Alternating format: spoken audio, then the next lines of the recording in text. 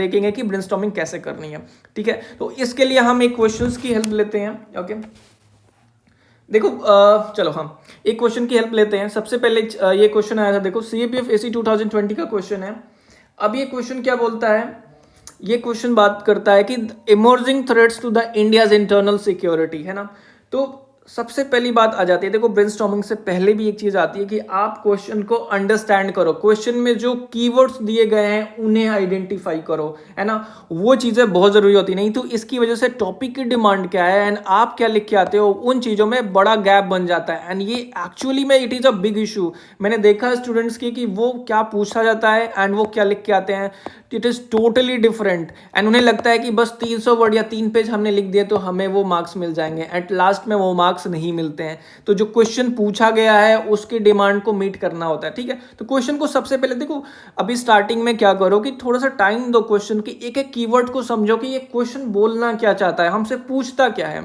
सबसे पहले जो कीवर्ड है इमर्जिंग थ्रेट्स। ठीक है, अब देखो इमर्जिंग थ्रेट्स है, इवॉल्विंग थ्रेट्स है, क्या ये ट्रेडिशनल थ्रेट है? नहीं। कन्वेंशनल थ्रेट है? नहीं। ठीक है, तो इमर्जिंग की बात की गई है, इवॉल्विंग थ्रेट्स की बात की गई है, यानी कि ऐसे थ्रेट जो कि नए हैं, ऐसे थ्रेट जो कि इवॉल्विंग है या फिर अभी रिसेंट टाइम में बहुत प्रोमिनेंट हो गए। पहले भी थे बट उतने बिगर लेवल पे नहीं थे, अब जाके वो प्रोमिनेंट हो गए हैं, तो वो इमर्जिंग थ्रेट की कैटेगरी में आते हैं। ठीक है, यानी कि ऐसे थ्रेट जो कि पहले इनसिग्निफिकेंट थे, बहुत छोटे थे, बट अभी वो उन इंक्रीज हो गए in the sense of scaling भी बढ़ गई है उनकी। ठीक है, उनकी कॉम्प्लेक्सिटी भी बढ़ गई है, उसका इम्पैक्ट भी बढ़ गया है, तो they are counted under the emerging threats. ठीक है, तो ओवरऑल आपको समझ में आया कि इमर्जिंग थ्रेट क्या होता है। तो ये चीजें आपको पता होनी चाहिए कि अब इमर्जिंग थ्रेट क्या है। तो इसके बेसिस पे आप बताओ कि naxalism is a emerging threat. आप क्वेश्चन अपने आप से पूछो तो आंसर आएगा कि no, but urban naxalism is a emerging threat, तो आप आंसर दोगे यस।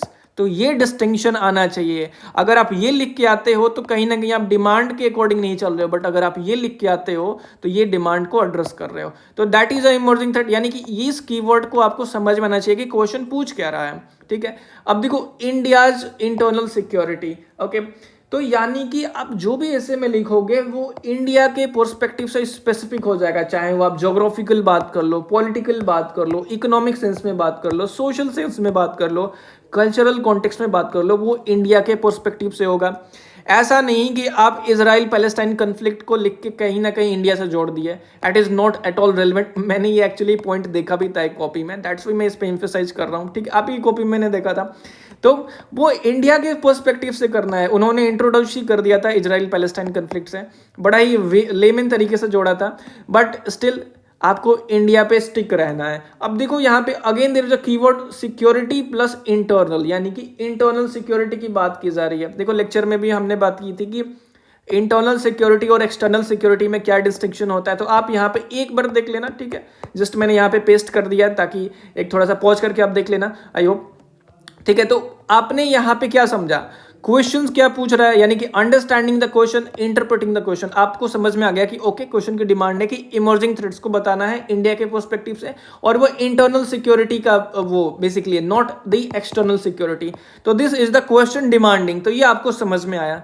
ठीक है, अब देखो, अब जब आपने क्वेश्चन को समझ लिया तो अब चलते हैं अपने मेन जो अपना इस लेक्चर का पूरा पॉइंट है ब्रेनस्टॉर्मिंग पे, कि इस पे आपको सोचना कैसे है। उससे पहले आप थोड़ा सा ये भी देख लो, थोड़ा सा काफ़ी टाइम हो गया ना, तो ये जो बेसिक्स ऑफ इंटरनल सिक्योरिटी है वहाँ पे देखो, यहाँ पे हमने इंटरनल सिक्योरिटी थ्रेट्स की बात की थी, जैसे कि secessionist and separatist movement, Jammu and Kashmir militancy, north east insurgency, Khalistan movement. ये मैंने बेसिक्स ऑफ इंटरनल सिक्योरिटी में डिस्कस किया था। एक बार जैसे उसे गो थ्रू कर लो। नक्सलिज्म या फिर left wing extremism, threats by the fringe element, जिसमें caste, religion, communal, ethnic, mob lynching, का विजिलेंटिज्म, ये सारी चीज़ें भी मैंने एक्सप्लेन की थी।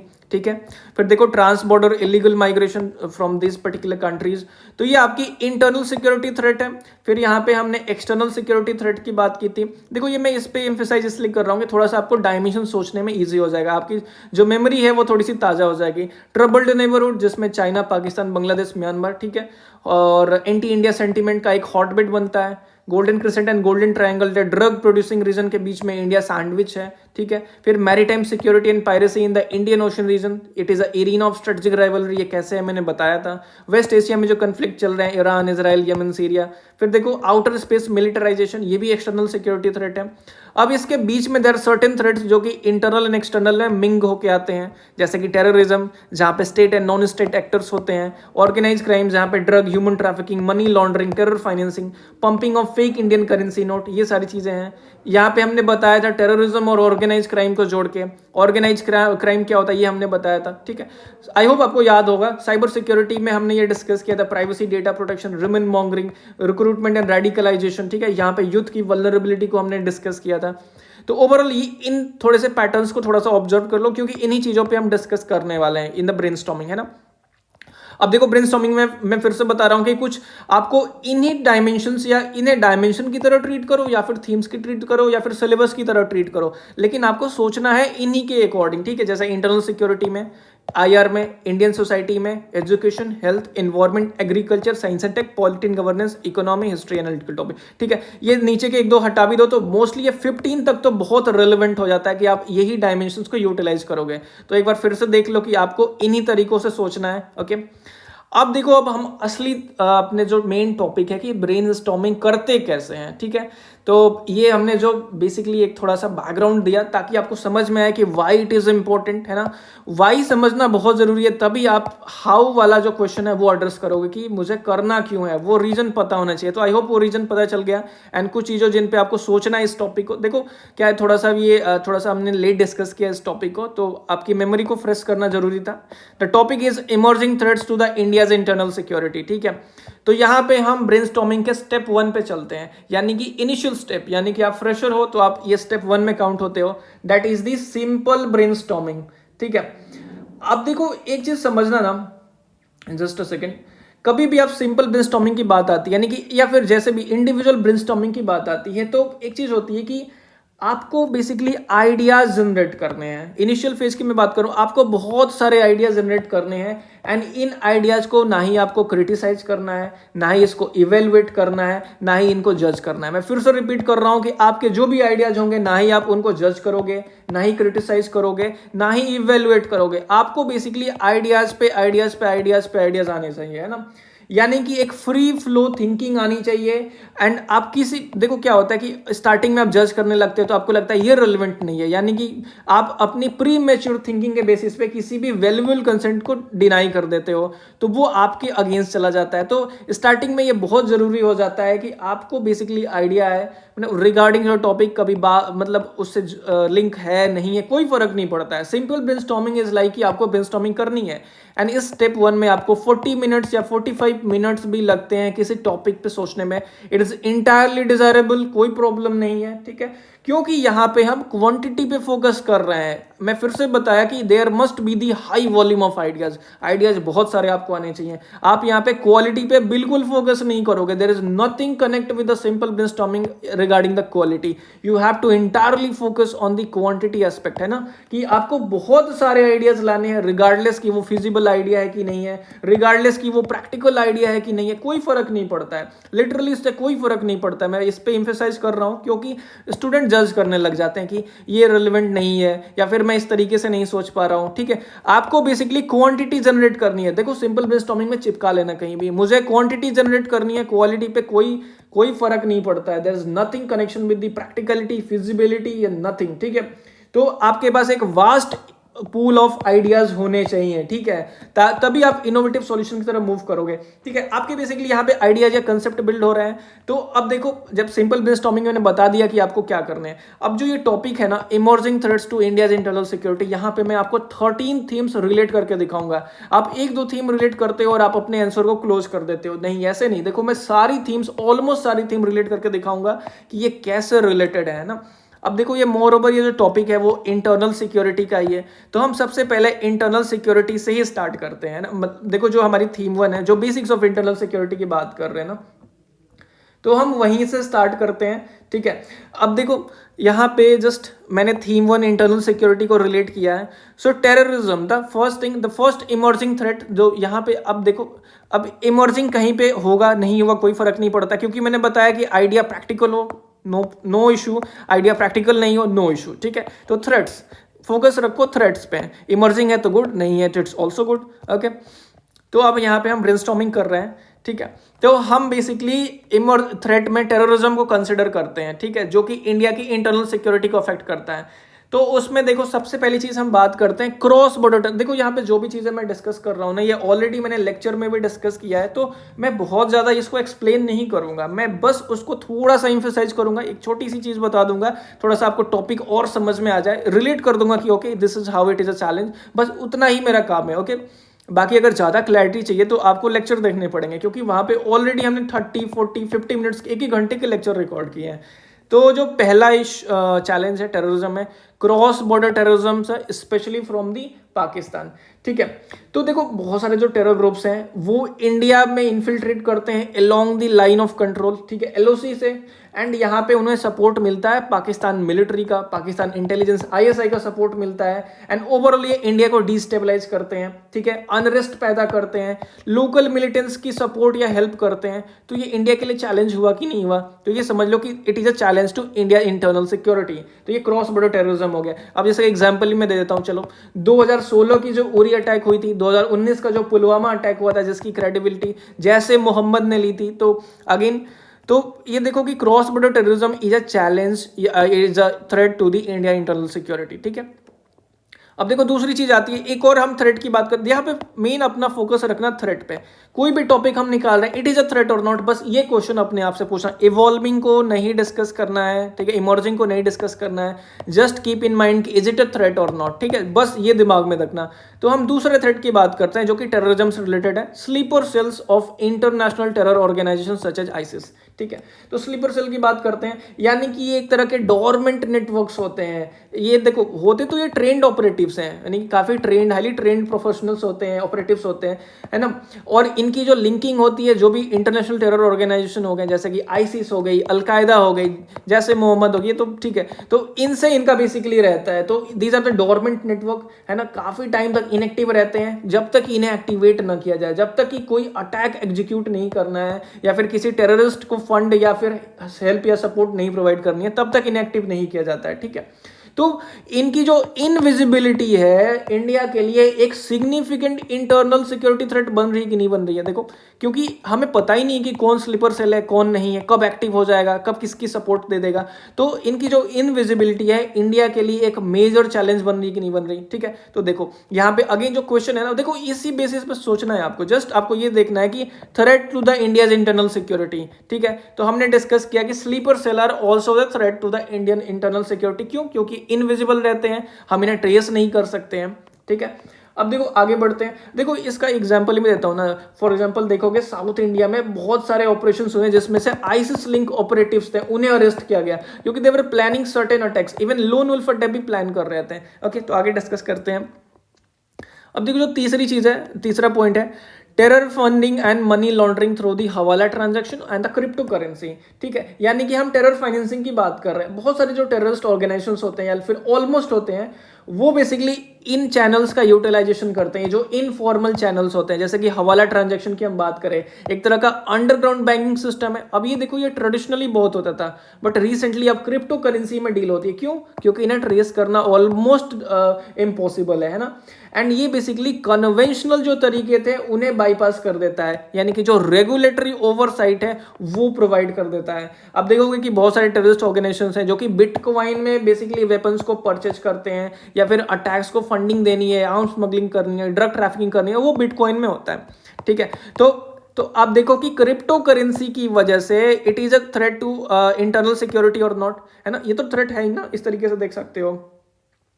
फिर देखो अब हम यहाँ पे अपनी जो थीम 7 युद्ध है जो मैं बताया हूं, अब उसको रिलेट कर रहे हैं, ठीक है। देखो अभी तक इंटरनल सिक्योरिटी हमने रिलेट किया, अब थीम 7 युद्ध को रिलेट करते हैं कि youth radicalization via online platform and social media, it is a threat to our internal security.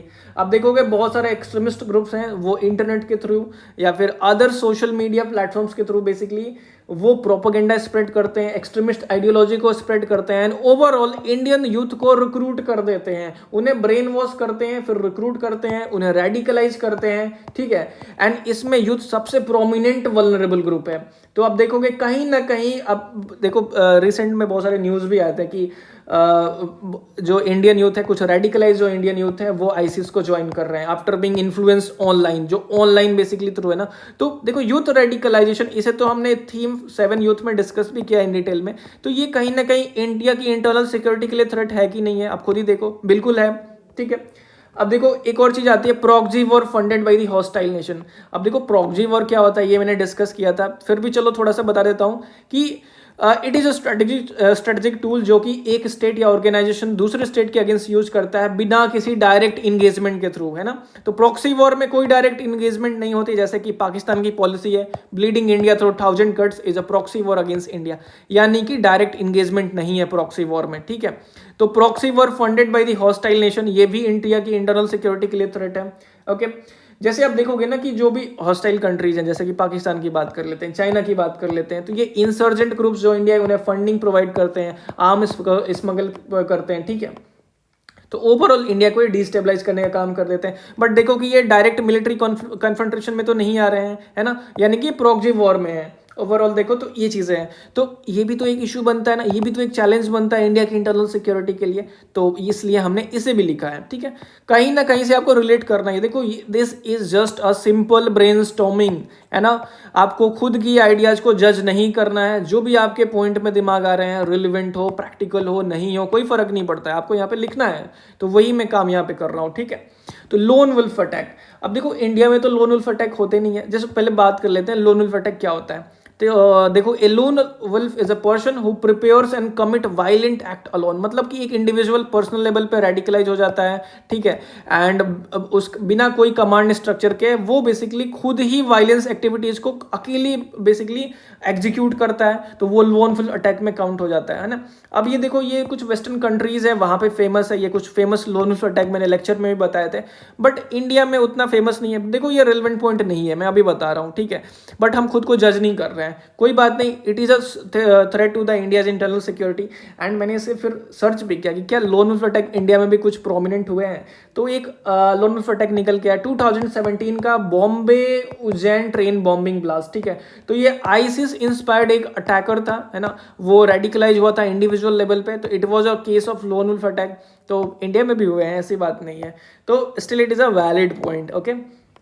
देखो अपने पॉइंट को वैलिडेट कैसे भी करना है, अब देखो जज नहीं करना है ना, मैंने वैलिडेशन दिया ना, क्यों, क्योंकि 2017 में एक बॉम्बे उज्जैन ट्रेन बॉम्बिंग हुई थी, तो इंडिया में भी तो लोन वुल्फ अटैक होता है, वो बात अलग है कि it is not a relevant point, ठीक है। अब देखो अगेन यहाँ पे देखते हैं, देखो cyber terrorism dark web is equal to D jihad, ये मैंने वहां पे अपने लेक्चर में भी एक्सप्लेन किया, थोड़ा सा बात करते हैं। अब जो देखो साइबर टेररिज्म है, इसमें बेसिकली अटैकर्स जो हैं इंडिया की क्रिटिकल इंफॉर्मेशन इंफ्रास्ट्रक्चर को अटैक करते हैं, है ना, ओवरऑल डेटा को स्टील करना है, नेटवर्क को डिस्टरप्ट करना है, ठीक है। अब जहां तक डार्क वेब का सवाल है, तो ये बेसिकली डार्क वेब के थ्रू या तो ट्रांजेक्शन्स कर लेते हैं या फिर रिक्रूटमेंट करना स्टार्ट कर देते हैं, ठीक है। तो टेरर फाइनेंसिंग या फिर टेरर फंडिंग, टेरर रिक्रूटमेंट में बेसिकली इसका रोल होता है। तो जब ये दोनों मिलते हैं तो इसे हम बोलते हैं डिजिटल जिहाद, मतलब ऐसा जिहाद जो कि डिजिटली एग्जीक्यूट किया जा रहा है अगेंस्ट इंडिया, ठीक है। Cyber terrorism plus dark web मिलकर डिजिटल जिहाद बन जाता है, ठीक है। तो ये सारी चीजें हो गई, तो this is again a internal security threat, क्योंकि यहाँ पे टेक्नोलॉजी आ जाती है, तो it is a grave threat, है ना। अब देखो जम्मू एंड कश्मीर मिलिटेंसी, अब आपको भी पता है कि जम्मू एंड कश्मीर मिलिटेंसी बहुत पुराना किस्सा है, यहाँ पे एकदम एक लॉन्ग हिस्ट्री है, जो कि मैंने डिस्कस भी किया था कि it is a very big history, ठीक है। उसे हम रिपीट नहीं करेंगे बिकॉज यहाँ पे ज्योग्राफिकल या जियोपॉलिटिकल एट्रीब्यूट्स भी आते हैं, फिर यहाँ पे बहुत सारे टेरर ग्रुप्स भी एक्ट करते हैं, लश्कर ए तैयबा हो गया, जैसे मोहम्मद हो गया, है ना, यहाँ पे लोकल्स के भी ग्रीवियंसेस हैं कि, तो ये सारी चीज़ों से मिलके यहाँ पे जम्मू एंड कश्मीर में मिलिटेंसी फ्यूल्ड हुई थी। बट रिसेंटली देखो, अभी इसे मैं कैसे जस्टिफाई कर रहा हूँ, रिसेंटली कुछ सेक्टर्स हैं जैसे कि पुंछ राजौरी सेक्टर हो गया, डोडा हो गया, कठुआ हो गया, ठीक है। तो यहाँ पे मिलिटेंसी ने फिर से अपने पैर पसारे हैं, एंड इंडिया के आर्म फोर्सेस ने बेसिकली इंडियन आर्मी ने ऑपरेशन सर्वशक्ति लॉन्च किया है to basically neutralize these attacks, है ना। तो वैसे तो जम्मू एंड कश्मीर मिलिटेंसी एक आउटडेटिंग टॉपिक है, बट स्टिल हमने उसको कनेक्ट किया, ठीक है। क्योंकि अब देखो ये it is a grave internal security threat यार। रिसेंट में देखो बहुत सारे अटैक्स हुए हैं, तो ये आप मेंशन कर दो, ठीक है। तो Kashmir valley has been a hotbed of the Jammu of the militancy, ठीक है। तो ये चीज हो गई। अब यहाँ पे बात करते हैं again internal security threat, left wing extremism और द नक्सलिज्म, या फिर जिसे हम माओइस्ट इंसर्जेंसी का नाम देते हैं, specially in the central India, Chhattisgarh हो गया, झारखंड हो गया। तो ये बताने की बिल्कुल भी जरूरत नहीं है इनका मॉडस ऑपरेंडी क्या होता है, हमने बहुत डिटेल में डिस्कस किया है। बट देखो कि ये उन जगहों पे ऑपरेट करते हैं जहां पे सोशियो इकोनॉमिक डिस्पैरिटी बहुत ज्यादा होती है, लोकल ग्रीवियंसेस को ये बेसिकली एक्सप्लॉइट करते हैं, रिक्रूट करते हैं वहां के लोगों को, एंड वहां पे पॉलिटिकल सपोर्ट मस्टर कर देते हैं, ठीक है। तो it is a grave issue है ना। इंडिया ने बहुत यहाँ पे देखो कि इसमें इतना सारे वायलेंस हुए हैं। रेड कॉरिडोर आपने सुना होगा, गोल्डन कॉरिडोर सुना होगा, दंड कारनाई रीजन सुना होगा, तो आपको पता चल जाएगा कि left wing extremism has been a greatest challenge for India. इसको अपने जो late prime minister Shri Manmohan Singh है उन्होंने भी एम्फेसाइज किया था, ठीक है। तो ये चीज हो गई। अब देखो अब नक्सलिज्म में भी एक पॉइंट आता है अर्बन नक्सलिज्म का, कि the rise of the urban naxalism and ideological radicalization, ठीक है। तो अब देखो कि जो अर्बन नक्सलिज्म है ना, वहां पे हम बेसिकली किन चीजों पे फोकस कर रहे हैं, इन्हें बेसिकली आइडियोलॉजिकल सपोर्ट मिल रहा है, ठीक है। कि जो माविस्ट इंसर्जेंसी है उन्हें बेसिकली जो अर्बन एरिया है वहां से सपोर्ट मिल जा रहा है। किस तरह का सपोर्ट, इंटेलेक्चुअल सपोर्ट है ना, मॉनेटरी सपोर्ट, ये सारी चीजें मिल रही हैं। तो ओवरऑल इनकी जो रेडिकल टेंडेंसीज है वो कहीं ना कहीं ट्रेडिशनल जंगल से निकल के कंक्रीट जंगल तक ट्रैवल कर रही है, ठीक है। तो इवन बहुत सारे अरेस्ट भी हुए हैं कि बहुत सारे जो इंटेलेक्चुअल्स हैं वो माविस्ट एक्टिविटीज से एसोसिएटेड थे, तो अर्बन नेटवर्क में। तो it has been a issue है ना, it has been a great issue. तो ये आप बता सकते हो। फिर देखो यहाँ पे growth of separatist movement in the North East. अब नॉर्थ ईस्ट में हमेशा से कुछ ना कुछ, it has been a long history of insurgency in the North East, especially Manipur, Nagaland, Assam की बात की जाए, ठीक है। रिसेंटली उल्फा ने तो न्यूट्रलाइजेशन कर दिया, उन्होंने पैक्ट साइन कर दिया इंडिया के साथ, ठीक है। NSCN नागालैंड में जो एक्टिव था, ठीक है। तो ये बहुत सारे सेपरेटिस्ट मूवमेंट है। बट देखो Manipur is still burning, Nagaland में भी इश्यूज हैं, ठीक है। तो कहीं ना कहीं it is also a internal security threat for the India, okay. फिर देखो कि यहाँ पे proliferation of illegal arms among the insurgent, यानी कि जो भी इंसर्जेंट ग्रुप्स हैं, जैसे कि मणिपुर में ये हमने देखा कि वीडियोस में वो खुले हाथ आर्म्स एम्यूनिशन लेके जा रहे हैं ना, परेड कर दिया बेसिकली एज एन एक नेकेड वुमेन का। तो देखो कहीं ना कहीं इंटरनल सिक्योरिटी थ्रेट आती है, ओके। तो जो आर्म्स का प्रोलिफरेशन है फ्रॉम दी नेबरिंग कंट्रीज, या फिर जो इलिसिट एक्टिविटीज जो ट्रेडिंग हो रही है, यहाँ पे डिजिटल चीजें भी इंगेज हो जाती हैं, क्रिप्टो में बेसिकली चीजें चलती हैं। तो कहीं ना कहीं it has been a great issue for the India, है ना, ये ग्रेट इंटरनल सिक्योरिटी चैलेंज है। तो हमने बेसिकली एक डायमेंशन को ओपन किया, टेररिज्म, ठीक है। एंड इसमें हमने इतने सारे पॉइंट को जनरेट किया। तो इसको देखो, ये तो हो गया मेजर डायमेंशन। इसमें हमने मिनी ब्रेनस्टॉर्मिंग की, इसे बोलते हैं हम मिनी ब्रेनस्टॉर्मिंग, ठीक है। तो एक डायमेंशन को और ज्यादा समझना, उसे और तोड़ तोड़ के समझना, ठीक है। तो देखो यहाँ पे दो थीम्स हमने रिलेट किया है। अब देखो, अब एक डायमेंशन और ओपन करते हैं, organise crime and illegal trade का, ठीक है। तो इसको भी मैंने डिटेल में डिस्कस किया था, आप देख सकते हो यहाँ पे। जैसे हमने ये डिस्कस किया था कि जो टेररिज्म है और जो ऑर्गेनाइज क्राइम है उसके बीच में क्या लिंकेजेस होते हैं, लाइक इनके आइडियोलॉजिकल क्या लिंकेजेस होते हैं, how it is a parallel underground economy, ठीक है। टेररिज्म में हम बेसिकली इनकी रिलीजियस, आइडियोलॉजिकल या रिबेलियन अगेंस्ट द गवर्नमेंट की बात कर रहे थे। तो कैसे एक दूसरे पर डिपेंड होते हैं, ये सिक्योरिटी के लिए एंड ये फाइनेंसिस के लिए, ठीक है। तो ये लिंकेजेस मैं फिर से डिस्कस नहीं करूंगा, जस्ट एक बार मैंने दिखा दिया कि आपकी मेमोरी रिफ्रेश हो जाए, ओके। तो यहाँ पे जो हम डायमेंशन को डिस्कस कर रहे हैं, अगेन यहाँ पे आपकी थीम 1 ही रिलेट हो रही है, ठीक है। मेजरली इंटरनल सिक्योरिटी का टॉपिक है, तो हमने फिर से थीम 1 को रिलेट किया, organise crime and illegal trade. So first इसमें से एक पॉइंट निकल के आता है कि drug trafficking through a golden crescent and golden triangle. आप देखोगे कि इंडिया बेसिकली जो ग्लोबल ड्रग प्रोड्यूसिंग रीजन है उनके बीच में सैंडविच है। वो पहला क्या है, गोल्डन क्रिसेंट। गोल्डन क्रिसेंट क्या आता है, पाकिस्तान, अफगानिस्तान एंड ईरान, पाई के बीच में गोल्डन क्रिसेंट है, जो कि ओपीएम प्रोडक्शन के लिए बहुत ज्यादा जाना जाता है। फिर देखो गोल्डन ट्रायंगल है, म्यांमार, लाओस एंड थाईलैंड, ये गोल्डन ट्रायंगल में आते हैं। यहाँ पे लार्ज अमाउंट ऑफ हीरोइन, मेटाफेटामाइन आप ध्यान में रख सकते हो। ऑपरेशन समुद्रगुप्त में इसे बहुत ही वास्ट क्वांटिटी में हमने पकड़ा था, है ना। It is a very illegal drug, methamphetamine जिसे हम बोलते हैं। तो देखो इंडिया की जो पोजीशन है वो कहीं ना कहीं गोल्डन क्रिसेंट और गोल्डन ट्रायंगल के बीच में सैंडविच है, ठीक है। एंड इसकी वजह से देखो तो ऑर्गेनाइज क्राइम, टेररिज्म एक ग्रेटर लेवल पे है। पंजाब में देख लो कितना सारा ड्रग सीजर होता है, सब्सटेंस अब्यूज के उड़ते पंजाब जो आपने मूवी देखी थी वहां पे भी आप देखा, तो सब्सटेंस अब्यूज बहुत ज्यादा प्रिवेलेंट है ना। एंड ये चीजें कहीं ना कहीं फिर जो अपनी नेबरिंग कंट्रीज है उनमें स्मगलिंग से रिलेट हो जाता है, ठीक है। तो इसको मैं एक्सप्लेन तो नहीं करूंगा बहुत ज्यादा, बट आप देख सकते हो कि drug trafficking it is actually a bigger issue for India's internal security, है ना। फिर जो दूसरा पॉइंट है, human trafficking across border for labour and sexual exploitation. अब देखोगे कि जो बेसिकली इंडिया का बॉर्डर है, बहुत जगह पे पोरस बॉर्डर है ना, हमने बात की है, there is a porous border, undulating topography. अब जो कंट्रीज हो गई आपकी, नेपाल जैसी हो गई, बांग्लादेश हो गई, म्यांमार हो गई, है ना, तो यहाँ से अब देखोगे कि वुमेन या फिर जो चाइल्ड है उन्हें बेसिकली ट्रैफिक्ड किया जाता है एंड उसे ट्रैफिक करके इंडिया में लाया जाता है, उनसे फोर्स्ड लेबर कराया जाता है, उन्हें डोमेस्टिक बेसिकली हेल्पर की तरह सर्विट्यूड की लाइफ दी जाती है, ठीक है, उस तरीके से होता है। इनका सेक्सुअल एक्सप्लॉयटेशन भी होता है। जैसे मैं बात भी करूँ, जैसे बांग्लादेश का एग्जांपल लेते हैं, देखो बांग्लादेश से बहुत सारे वुमेन का ट्रैफिकिंग होता है, जो इंडिया की जो मेट्रोपॉलिटन सिटीज है वहां पे होता है, एंड उन्हें जबरदस्ती सेक्स वर्क में उन वुमेन को लगाया जाता है। यहाँ तक कि जो बच्चे भी ट्रैफिक होते हैं उन्हें भी सेक्स वर्क में लगाया जाता है। Child prostitution is almost 40% in India, ठीक है, तो ये आंकड़ा भी ध्यान में रखना। फिर देखो कि वहां से जो बच्चों को हमने ट्रैफिक करते हैं, जो चाइल्ड, उनको बेसिकली ईंट की भट्टियों में जबरदस्ती काम करने के लिए झोंक दिया जाता है, तो चाइल्ड लेबर भी इसकी वजह से प्रिवलेंट होता है। ये नहीं कि ये इंडियन इंटरनल सिक्योरिटी थ्रेट तो है ही, कहीं ना कहीं इंडियन सोसाइटी की भी थ्रेट है ह्यूमन ट्रैफिकिंग। तो आप देख सकते हो कि how it is a threat to India's internal security, है ना, आपको समझ में आ गया ह्यूमन ट्रैफिकिंग कितना बड़ा थ्रेट है। फिर देखो smuggling of arms, ammunition, counterfeit currency, है ना।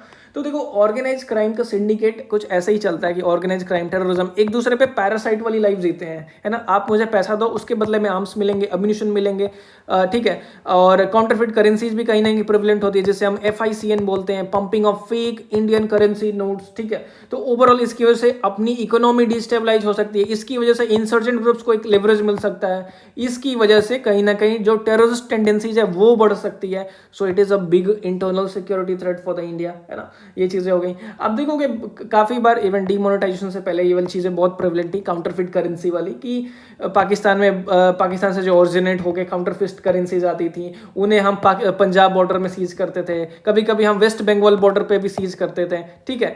तो ये बहुत प्रेवलेंट है, अभी तो थोड़ा सा कम हो गया है। देखो ब्रेनस्टॉर्मिंग में अपने आप को जज नहीं करना है कि ये टॉपिक कितना रेलिवेंट है, कितना रेलिवेंट नहीं है। सिंपल से दिमाग में जो भी थॉट आ रहे हैं आपको लिखने हैं, ठीक है। No judging, no judging, no judging at all, ठीक है। चलो, तो अब देखो piracy and theft in coastal areas and maritime border, okay. तो इसको कैसे रिलेट करोगे, देखो जो कोस्टल एरियाज अपने हैं इंडिया के, जो कोस्ट इंडियन पेनिनसुला है, जो कोस्टल एरियाज हैं वहां पे पायरेसी बहुत सारे होते हैं, स्पेशली जो गल्फ ऑफ एडन हो गया, सोमालियन का हो गया, वो नियरेस्ट ही तो है इंडिया के, ठीक है। तो आप देखोगे कि यहाँ से बेसिकली बहुत सारा पायरेसी होता है, एंड पायरेसी में आप देखोगे स्मगलिंग भी कहीं ना कहीं इन्वॉल्व हो जाती है, आर्म्स एम्यूनिशन का स्मगलिंग होता है, थेफ्ट्स बहुत सारे होते हैं, ठीक है। तो कहीं ना कहीं इट इज यहाँ से इलीगल ट्रेडिंग होती है, इलीगल ट्रेडिंग की मैं बात कर रहा हूँ, तो it is a internal security threat for the India. तो फिर से हमने एक डायमेंशन जनरेट किया इंटरनल सिक्योरिटी का, उसे हमने जस्टिफाई किया कि how these points are producing a challenge for the India's internal security, है ना। तो अभी तक देखो हमने 2 डायमेंशन जनरेट किया है, ओके। अब हम तीसरे डायमेंशन पे जाते हैं। अब यहाँ पे हम IR को भी रिलेट करेंगे, ठीक है, जो हमारी थीम 4 होने वाली है। तो यहाँ पे हम बॉर्डर मैनेजमेंट, आपने देखा होगा कि हमने बॉर्डर मैनेजमेंट को स्पेसिफिकली डील किया था, ठीक है। तो यहाँ पे बॉर्डर एंड रीजनल सिक्योरिटी की बात करते हैं, ओके। जस्ट अ सेकेंड, ठीक है। तो चलो, हाँ, तो porous border allowing infiltration of insurgent, ठीक है। तो देखो बॉर्डर मैनेजमेंट के लिए एक बिगर इशू है कि इंडिया की जो बॉर्डर है वो काफी पोरस है ना। तो काफी बार होता है कि बहुत सारे इंसर्जेंट ग्रुप्स हैं वो इन्फिल्ट्रेट करके from the neighbouring countries India में आते हैं, एंड इंडिया में जब counter insurgency operation COIN operation होते हैं तो वो सेफ हेवन लेने के लिए उन नेबरिंग कंट्रीज में चले जाते हैं, स्पेशली म्यांमार हो गया, भूटान हो गया, ठीक है, इवन वेस्ट बंगाल भी हो गया। तो ये एक इशू रहा है हमेशा से इंडिया के लिए, ठीक है। दूसरा इशू आप देखोगे तो जैसे हमने यहाँ पे डिस्कस भी किया था, ठीक है, इलीगल इमिग्रेशन का इशू रहा है फ्रॉम बांग्लादेश एंड म्यांमार। अब देखोगे यहाँ पे illegal immigration, Kuki, Chin and Chakma refugees from the Bangladesh, Rohingyas from the Myanmar. So illegal immigration has been a bigger issue for the India, है ना। ये बॉर्डर मैनेजमेंट के लिए हम बात कर रहे हैं, बॉर्डर मैनेजमेंट को लेके क्या इशूज हैं, देखो ये एक डायमेंशन है, यहाँ उसके सब डायमेंशन हम निकाल रहे हैं। फिर देखो smuggling of arms, drug and counterfeit currency across the border, ये हमने ऑर्गेनाइज क्राइम में भी बेसिकली डिस्कस किया था, तो यहाँ फिर से डिस्कस नहीं करेंगे। ओके, अब देखो बॉर्डर मैनेजमेंट में रिवर वाटर डिस्प्यूट्स भी एक इशू आता है, ये तो अभी भी बर्निंग टॉपिक है। नेपाल से काला पानी और सुस्ता का डिस्प्यूट, पाकिस्तान से इंडस वाटर ट्रीटी का डिस्प्यूट है ना, तो ये तो अभी भी बर्निंग टॉपिक है। फिर आप देखोगे कि escalation of border dispute with China, ठीक है। अब देखो चाइना वाला जो बॉर्डर डिस्प्यूट है अभी भी थोड़ा सा रनिंग डिस्प्यूट है ना, जस्ट सेकंड, ठीक है, रनिंग डिस्प्यूट है। अब देखोगे आंध्र कह रहा हूँ, अरुणाचल प्रदेश में लद्दाख में बेसिकली अभी भी कई सारे जगह हैं वहाँ पे चाइना अपनी जो बेसिकली ट्रेडिशनल होल्ड है उसे स्टैब्लिश करने की बात करता है। लाइक देखोगे यहाँ पे बहुत सारे मैंने रीजन दे रखे हैं, ईस्टर्न में यांगसे, Tawang classes, Doklam stand of, north में बारावती पोस्चर उत्तराखंड में है, वेस्ट में अक्साई चीन में इशूज हैं, गलवान क्लासेस हुए थे, गोगरा हिल्स है, पैंगोंग सो है, कागजुन है, देमचोक है, ठीक है। तो कहीं ना कहीं वो जो डिस्प्यूटेड इंटरनेशनल बॉर्डर है ये भी बॉर्डर मैनेजमेंट एक इशू बनाता है। देखो ये जितने भी पॉइंट्स मैंने बताए ये क्या आपकी इंडिया की इंटरनल सिक्योरिटी को इंपैक्ट कर रहे हैं कि नहीं कर रहे हैं, सारी चीजें इंडिया की इंटरनल सिक्योरिटी को इंपैक्ट कर रही हैं। सोचना नहीं है, बस आपके पॉइंट अपने आप जनरेट करते जाना है, ठीक है। तो जब हमने यहाँ पे इंडिया चाइना के रिलेशन कहीं ना कहीं रिलेट हो गया, इंडिया चाइना के रिलेशन के बीच में जो बॉर्डर डिस्प्यूट आते हैं वो रिलेट हो गया, तो अपनी जो थीम 4 है आईआर वो रिलेट हुई कि नहीं हुई। देखो यहाँ पे फिर से हमने एक थीम को रिलेट किया। ओके, अब देखो बॉर्डर मैनेजमेंट में ऐसा थोड़ी ना केवल लैंड बॉर्डर ही आता है, देखो मैरीटाइम बॉर्डर्स भी तो आते हैं, कोस्टल सिक्योरिटी भी तो बॉर्डर मैनेजमेंट में आती है, तो ये भी एक इंपॉर्टेंट डायमेंशन बनता है, ठीक है। तो अब यहाँ पे देखो हमारी थीम 2 डिजास्टर मैनेजमेंट रिलेट होगी, तो यहाँ से स्टार्ट करते हैं, ठीक है। जो मैरीटाइम एंड कोस्टल सिक्योरिटी है उसमें पहली चीज है piracy and hijacking of ships in the Indian ocean region. अब जो IOR जो रीजन है वो पायरेसी के लिए एक हॉटबेड रीजन था, स्पेशली द कोविड-19 पेंडेमिक में बहुत सारे पायरेसी ऑपरेशंस हुए थे, ठीक है। एंड देखोगे जो गल्फ ऑफ एडन वाला जो रीजन है या फिर जो सोमालिया वाला रीजन है वहां पे पायरेसी एट अ पीक होती है, ठीक है। जो भी कार्गो शिप्स जाते हैं या फिर फिशिंग वेसल्स जाते हैं उसे पायरेट्स हाईजैक कर लेते हैं, ठीक है। एंड कभी कभी देखो उनके सामान की चोरी करते ही हैं, कभी कभी उनसे हैप्टी रैंसम्स लेते हैं, बहुत सारे रैंसम्स लेते हैं, तो इसकी वजह से मैरीटाइम ट्रेड इन्फ्लुएंस हो जाता है ना, तो इस चीज को लेके एक इशू आता है। अब देखोगे कि देखो रिसेंटली में मैंने बताया भी था, बहुत सारी केस स्टडीज भी मैंने बताई थी, फिर से देख लेते हैं। बॉर्डर मैनेजमेंट का जब मैं टॉपिक करा रहा था तो मैरीटाइम बॉर्डर्स में मैंने आपको बताया भी था कि कुछ एग्जांपल्स देखे हैं 2023-24 में रिगार्डिंग दी। हाँ यहाँ पे देखो रीसेंट हाईजैकिंग के examples, Lila Norfolk, fishing vessel Iman, fishing vessel Al Naeemi, और इसकी वजह से इंडिया ने ऑपरेशन संकल्प चलाया था, ठीक है। तो आपने देखा कि how it is a threat to the India's internal security. Okay, तो ये रिलेट हो गया होगा टॉपिक। फिर देखो smuggling of weapons and drug via the sea routes, ठीक है, ये ट्रेडिशनली भी हुआ था 1993 का, आपको मुंबई सीरियल बॉम्ब ब्लास्ट याद होगा, ठीक है। तो वो भी बेसिकली कोस्टल रीजन से वहां से आर्म्स की स्मगलिंग हुई थी। अब 2008 का मुंबई वाला अटैक भी तो देख लो, वहां भी देखो जो कि टेररिस्ट हैं वो बेसिकली इंडियन कोस्ट से ही इंडिया में एंट्री लिए थे, ठीक है। तो जो अनपेट्रोल्ड मैरीटाइम बॉर्डर्स है या फिर जो पोरस मैरीटाइम बॉर्डर्स है वो इंडिया को वल्नरेबल बना देता है regarding smuggling, regarding drug trafficking, regarding weapon smuggling, है ना। तो ये सारी चीजें हैं, तो ये भी एक इशू रहा है, ये भी एक इंडिया की इंटरनल सिक्योरिटी के लिए थ्रेट रहा है।